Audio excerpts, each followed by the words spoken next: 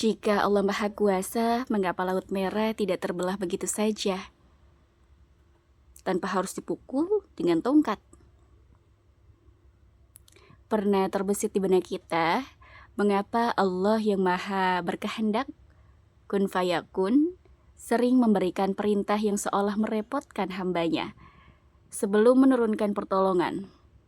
Dia bisa saja membuat perut Maryam kenyang tanpa harus menggoyangkan pohon. Dia bisa saja menyelamatkan Nabi Nuh tanpa harus bersusah payah memangku kayu membuat pakal. Namun Allah tidak melakukannya. Ada satu hukum yang sedang Allah ajarkan kepada kita. Hukum itu bernama sebab akibat atau sunatullah. Allah tidak ingin memanjakan kita layaknya bayi yang terus disuapi. Ia ingin kita bergerak, mengeluarkan keringat, dan bergerak dan menunjukkan kesungguhannya. Allah ingin kita menekan saklar terlebih dahulu, baru kemudian Allah nyalakan cahayanya. Mari kita lihat buktinya pada kisah-kisah terdahulu. Bayangkan suasana mencekam di tepi Laut Merah. Debu berterbangan, suara derap kuda Fir'aun semakin dekat, dan aroma asin air laut memenuhi rongga hidung. Dalam kepanikan itu, Allah merintahkan, pukullah tongkatmu ke laut itu. Quran Surat Asy-Syu'ara ayat 63. Secara fisika, apa hubungannya memukul air dengan membelah lautan? Nol besar. Pukulan tongkat kayu tidak akan mungkin memisahkan miliaran liter air ya. Namun poinnya bukan pada kekuatan pukulan itu. Allah hanya meminta ketaatan. Pukulan tongkat itu adalah simbol ikhtiar 1% dari Musa. Seolah Allah berkata, Musa, lakukanlah bagian kecilmu, memukul. Sisanya biar aku yang mengurusnya, yaitu membelah laut. Kedua, pohon kurma Maryam.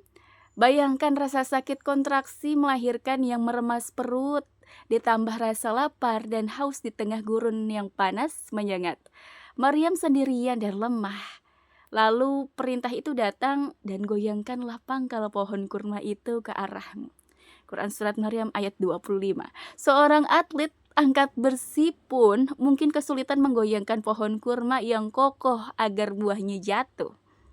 Apalagi seorang wanita yang sedang kesakitan. Sekali lagi, ini bukan soal tenaga. Allah tidak butuh tenaga Maryam. Allah hanya butuh melihat tangan Maryam bergerak, berusaha. Gerakan tangannya yang lemah itu adalah kode bahwa hambanya tidak menyerah. Dan benar saja, kurma-kurma matang pun berjatuhan. Ketiga, hentakan kaki Nabi Ayub. Bertahun-tahun kulitnya digerogoti penyakit. Tubuhnya sulit digerakkan karena lumpuh. Namun untuk sembuh, Allah memerintahkan, hentakkanlah kakimu. Quran Surat Al-Sad ayat 42. Logikanya, bagaimana hentakan kaki orang yang sakit bisa menggali mata air penyembuh?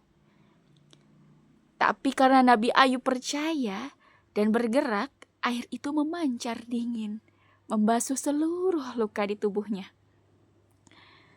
Sahabat sirah yang dirahmati Allah, inilah yang disebut rumus 1% versus 99%. Dalam hidup ini, pembagian kerjanya sangat jelas. 1% adalah bagian kita ikhtiar. Mengetuk pintu, melamar kerja, meminum obat, belajar, memperbaiki kendaraan. 99% adalah bagian Allah. Pintu terbuka, rezeki turun, kesembuhan datang, kecerdasan diraih. Masalah terbesar kita hari ini adalah seringkali kita enggan mengerjakan yang 1%, tapi menuntut yang 99%. Atau sebaliknya, kita merasa sombong karena sudah mengerjakan yang 1%, lalu mengira keberhasilan itu murni karena kehebatan kita. Padahal itu adalah hadiah dari Allah. yang 99%. Allah itu ibarat arus listrik besar yang sudah standby di rumah kita. Pertolongannya sangat dekat. Namun lampu ruangan tidak akan menyala jika kita tidak mau berjalan ke dinding dan menekan saklarnya. Usaha kita, doa, kerja, belajar, hanyalah aktivitas menekan saklar itu. Kecil, tapi vital.